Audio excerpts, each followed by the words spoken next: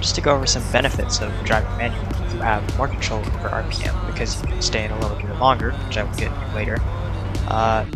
The stick has a very good anti-guard weakness in this day and age.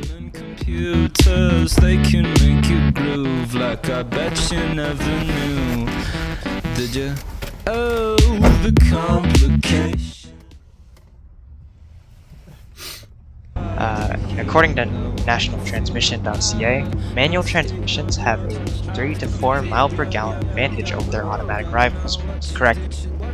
And I don't know, schooler. So this is just a brief and oversimplified look at how a stick shift car kind of works. So this is the stick. Here are all the gears and the reverse gear. And when your car is in neutral and you're at a stop, you can move your stick from side to side, but if you try and shift into a gear, it's not going to work because you want the clutch.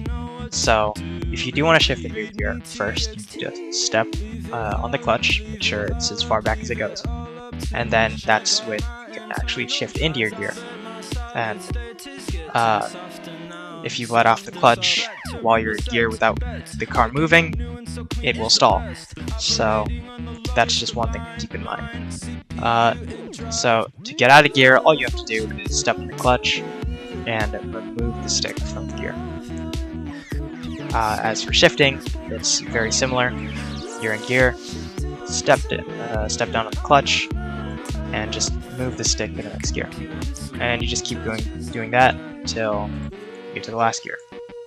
Of course, there are different cars with different amounts of gears, so this is a 5-speed model, and I'm going to be demonstrating 5-speed cars, but there are 6-speed cars and 9-speed cars.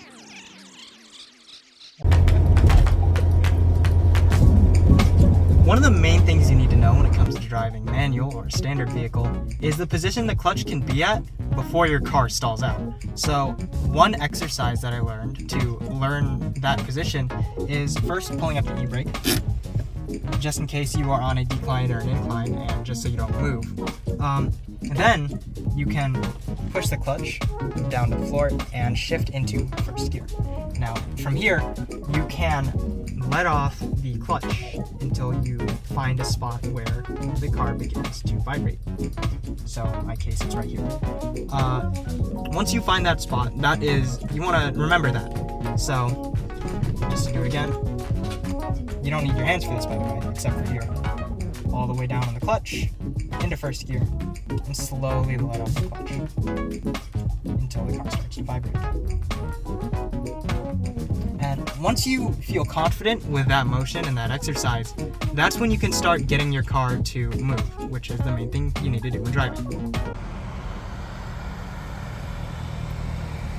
Okay, so the first method to getting your car to move from a stop is what I like to call the clutch only method. So it's going to be the exact same as the previous exercise. Instead, the e-brake is going to be down. So, same thing as last time, all the way down on the clutch, first gear, and you just slowly let off the clutch until you hit that same spot.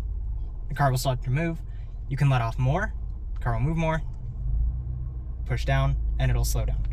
And once you get that down, that's actually a really good tool to have, especially for backing out of parking lots. And there is time and place to use this method, so with this one, you can't use it uphill. You will stall out, or it's just going to be really hard. So that's why there's this other method. Okay, so the second method I'm going to be going over here is what I like to call the gas method. And we're in the Eclipse because the Eclipse likes to vibrate a lot, as you can probably tell. And sometimes with cars like this, it's very hard to tell the difference between the vibrations from the clutch from the vibrations from the car. So the gas method is very similar to the clutch method, except as you can tell from the title, now we're going to be cooking with a little bit of gas. So same directions, no e-brake, all the way down on the clutch and in first gear, and you want to let off the clutch until you feel those vibrations or where you think it would be. And then now, instead of just relying on the clutch, put some gas in it. And the car will roll forward, and it's way faster than just the clutch method. So to summarize, the clutch method is harder to do, it's very situational, but it is better for your car, where on the other hand, the gas method is easier. You can use it just about anywhere, but it is very slightly worse. Now, you could get away your entire life with just using the gas method, but knowing how to start the car with just the clutch is something you should know.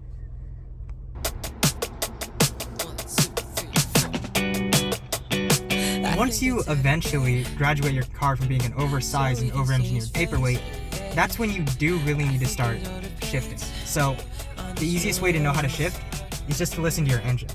And the louder your engine gets, the higher your RPM. And the higher your RPM, the more wear you're putting on your engine.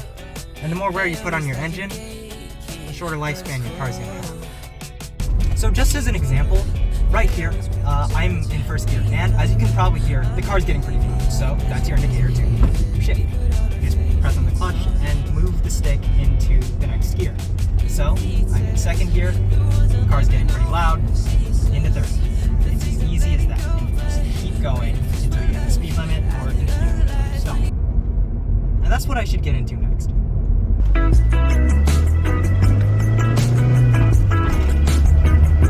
Stopping is also pretty easy, but there is one major problem, and that's stalling out. So when it does come time to stop, you just want to slow down, put on the brake, and only when you do get to the stop sign, you can shift.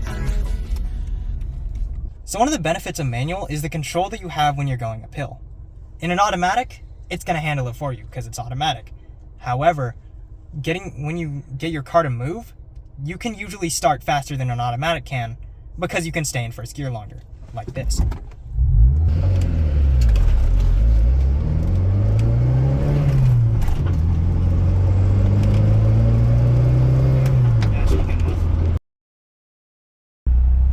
Okay, I think I've gone over everything. Oh, I should have you drive. Me? Yeah.